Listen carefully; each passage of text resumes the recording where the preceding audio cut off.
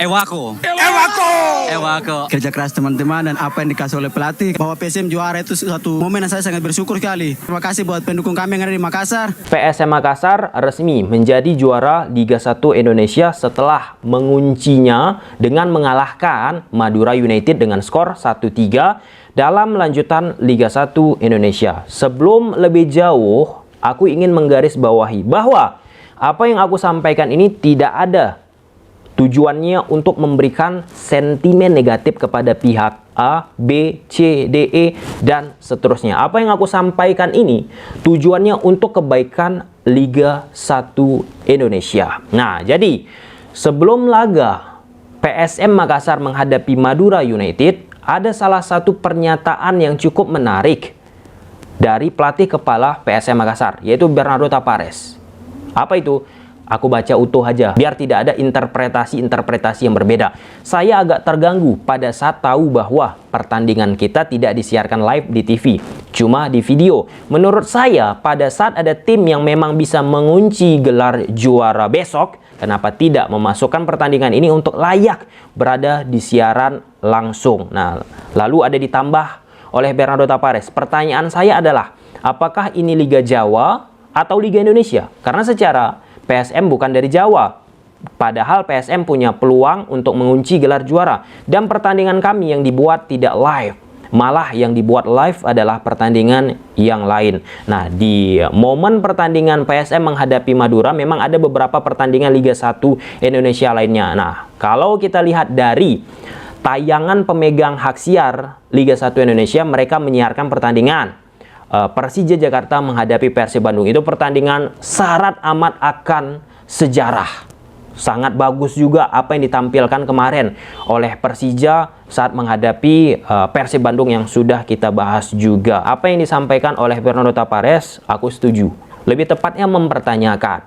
Nah, hal ini pernah dialami oleh Liga Spanyol saat Atletico Madrid memiliki momentum menjadi juara Liga Spanyol, yang bersamaan ada juga pertandingan kelas berat yang dimainkan oleh Real Madrid ataupun Barcelona, laga-laga yang mereka lakoni di Liga Spanyol, yang notabene kalau kita lihat track record yang dimainkan oleh pengelola hak siar La Liga, yang akan mereka siarkan Barcelona, Real Madrid, Barcelona, putar-putar aja, karena secara rating itu lebih menjual daripada tim-tim lainnya. Nah, berhubung di momen itu La Liga mempunyai tim yang berpotensi menjadi juara di luar dua tim yang biasanya menjadi juara, Barcelona dan Real Madrid, akhirnya mereka pun lebih memilih untuk menyiarkan pertandingan Atletico Madrid di laga penentu.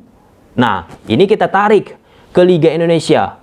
Memang inilah sulitnya kita pun ya, pemegang hak siar kita di momen ini hanya beberapa TV, dan akhir-akhir ini hanya Indosiar saja yang merilai produksi yang disiarkan oleh tim produksi siaran langsung dari Liga Indonesia. Oleh karena itu, karena jumlah televisi nasional hanya sedikit, membuat nggak bisa tercover semua laga yang bisa disiarkan secara langsung kepada masyarakat banyak. Nah, beda cerita kalau kita menonton pertandingan dari video.com ataupun live streaming. Kan beberapa kali kalau teman-teman menonton video.com ataupun live streaming, ada ditampilkan berapa penontonnya, viewersnya teman-teman. Ada yang kadang 30.000, 40.000, 70.000. Kemarin di pertandingan Persija menghadapi Persib Bandung, itu ditampilkan penontonnya. Total aku tonton teman-teman, mungkin bisa lebih daripada itu.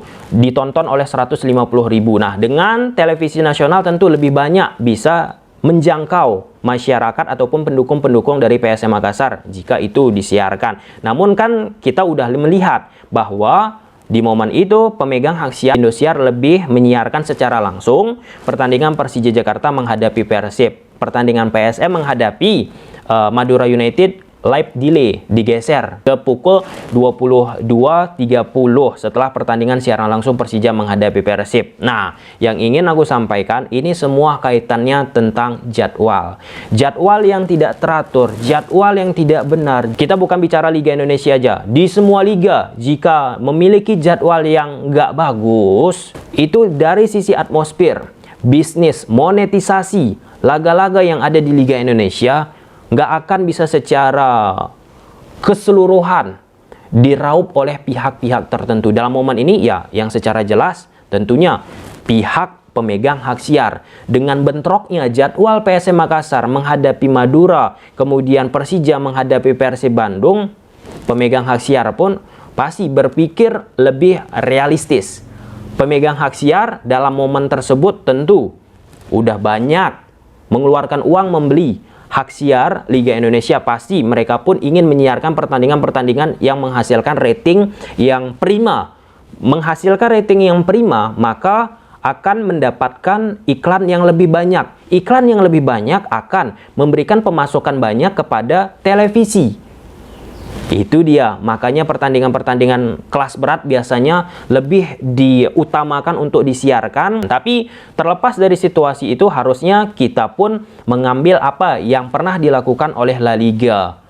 Atletico Madrid tidak memiliki rating yang cukup prima, namun jelang berakhir kompetisi teman-teman, pihak dari La Liga lebih menonjolkan untuk mempromosikan pertandingan Atletico Madrid untuk bisa disiarkan oleh berbagai macam televisi yang ada di belahan dunia. Yang kedua, pemegang hak siar dari Liga 1 Indonesia pun jelas menurut aku merugi dalam momen ini Indosiar. Kenapa? Yang harusnya mereka bisa mengcover momen El Clasico Persija menghadapi Persib, momen juara PSM menghadapi Madura, tapi Indosiar nggak bisa secara langsung menangkap momen juara dari PSM Makassar. Sisi monetisasi, keuntungan-keuntungan yang harusnya bisa didapatkan oleh pemegang hak siar lebih banyak, itu nggak bisa secara penuh didapatkan oleh pemegang hak siar. Ini ujungnya yang aku sampaikan satu tadi. Memang pengaturan jadwal di Liga Indonesia kita menjadi PR yang sangat kentara dari satu musim ke musim-musim berikutnya. Ada yang sudah menyebutkan misalnya menjamin Liga 1 Indonesia jadwalnya bagus, teratur.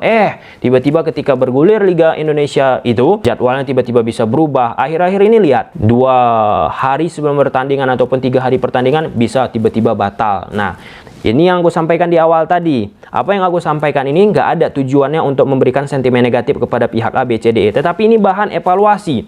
Bahwa come on, PSM Makassar mempunyai momentum untuk juara yang bisa di-share kepada lebih banyak masyarakat yang ada di Indonesia lewat televisi nasional, teman-teman.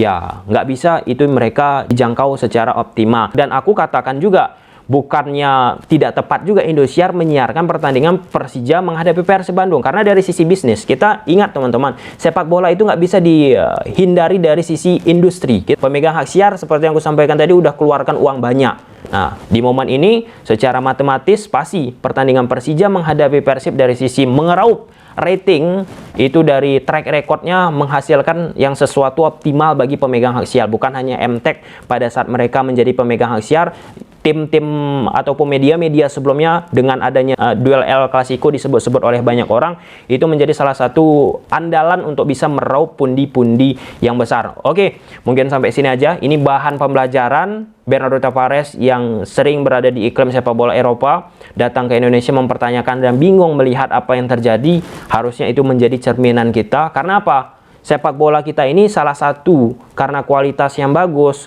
dan permainan yang indah, sportif, wasit yang bagus, teman-teman. Misalnya itu bisa teraplikasi secara keseluruhan. Ada peran dari pemain-pemain asing, ada peran dari pelatih-pelatih asing untuk bisa mempromosikan liga kita ini di luar negeri.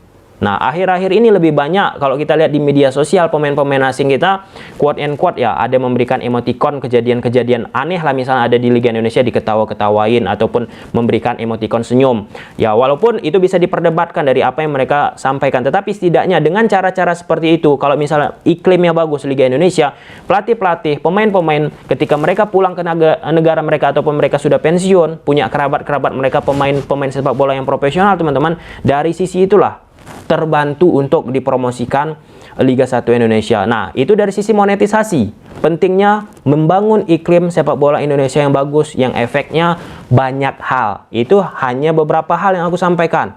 Yang lainnya bisa sampai 1 jam video ini kita bahas. Tapi semoga ini bisa didengar oleh pihak-pihak tertentu, karena aku sempat juga berbicara dengan Direktur Utama PT LIB tahun 2020 dan pihak-pihak bola lainnya. Ada juga beberapa dari mereka menonton tayangan dari kanal YouTube aku ini. Semoga mereka dengar dan menjadi bahan refleksi kita untuk semakin membuat Liga Indonesia kita ini bagus ke depannya. Oke, Sampai sini aja dulu teman-teman videonya. Semoga teman-teman suka video ini dan Ewako PSM Makassar.